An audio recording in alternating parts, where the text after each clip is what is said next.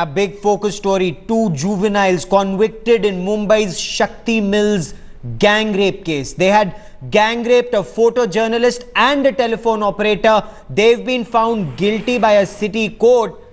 And the sentence? Well, the 2 have been sent to Boston School in Nasik for reform.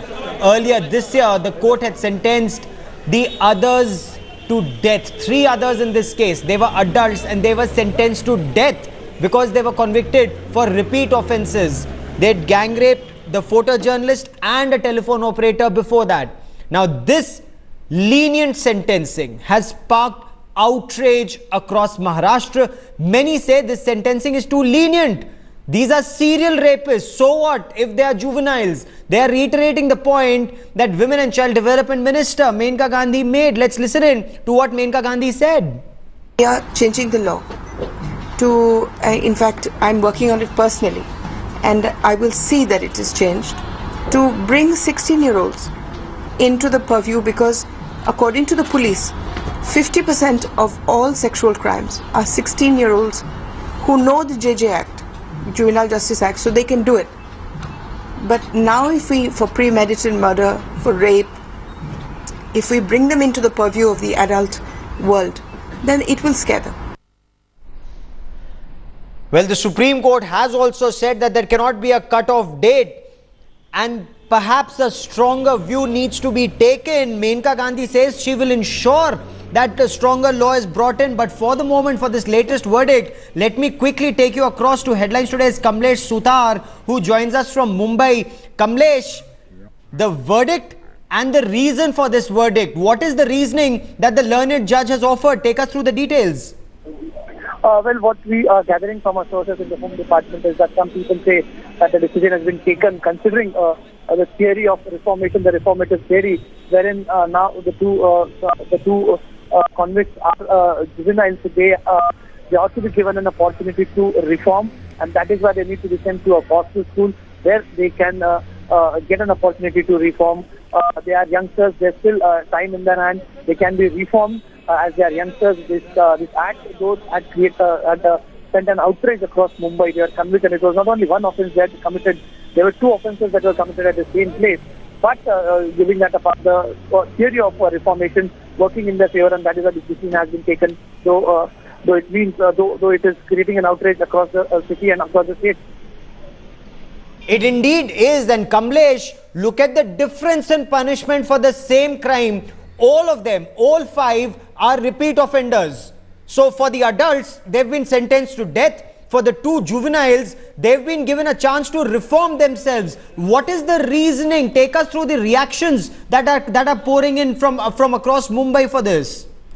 Well, the first, as I said, the theory of reformation, that as the law gives an opportunity to youngsters, saying that they are young and there's time, they could show signs of improvement and reform throughout the time, because the crime could, though it's serious in nature, it should be seen as a crime committed by juveniles, and that is why they should be sent to a school, a place where they could get they get an opportunity to reform. Okay. And that is what the reasoning that has been given at this point of time.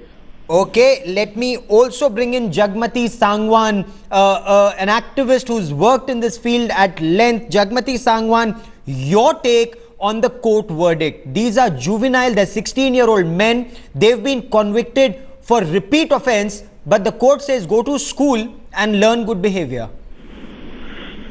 Yes, there is definitely complicated situation because they have committed the crime repeat. It was a repeat on their part.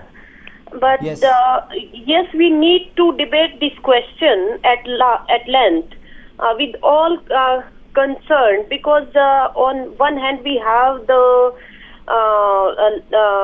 dignity and honor and life of women with which they have played. yes. And on the other hand, there is a question of how to deal with such criminals. Maybe they are below the age of 18, but the nature of crime they are involved in it should also be looked into. But we would have to deal the whole issue with the patients. Okay, stay on with me. Kamlesh, you said there's outrage in Mumbai. What about the legal fraternity? What about Ujjwal Nikam? Will he challenge this verdict in a superior court? These juveniles, as Menaka Gandhi in another case was saying, 50% of all crimes are committed by juveniles when it comes to such cases, because they know what the law is. They try to take benefit of the Juvenile Justice Act. Will Ujjwal Nikam appeal? This is something which has outraged the people of Mumbai. There were 5 people, repeat offenders, in the notorious Shakti Mills gang rape case. Repeat offenders. They raped a photojournalist. Before that, they had raped a telephone operator as they crossed that Shakti Mills area. For the adults, the court said, since they are repeat offenders, they should be sentenced to death. When it comes to the 2 juveniles and the 16-year-old men, they know their crime. They know the seriousness of their crime. Both of them, the juveniles, they've been sent to a school in Nasik to learn good behavior. Is this punishment? Will this deter future rapists? Will this deter juvenile rapists? Or will this encourage others to insist that they are juveniles and try and take advantage of India's Juvenile Justice Act? Kamlesh, is the state planning to appeal this verdict, go and appeal against this verdict? Well, as of now, the state government hasn't reacted, and some officials have tried speaking to. They said that they'll wait for the complete judgment and then only they'll decide the next course of action. But for now, the state government, they do not seem to be happy at this point of time with the judgment. But given the fact that they were approved as juveniles earlier, there's little they can do about it. But the state government certainly would be thinking on the lines of whether to go on this appeal after getting the complete copy of the judgment and then decide that for the course of action. Okay. Now, as far as women's rights activists and women's rights groups are concerned, how have they reacted to this? The women's rights, we are yet to speak to some women's rights activists, but there is outrage against this crime. There were opinions that are coming in, even immediately after the case had started. There are voices that say that some crimes need to be excluded from the Juvenile Justice Act, particularly an act like rape. Stay with me for a moment, Kamlesh. Stay with me. I want to quickly bring in Majid Memon. He's a senior advocate, knows criminal law well.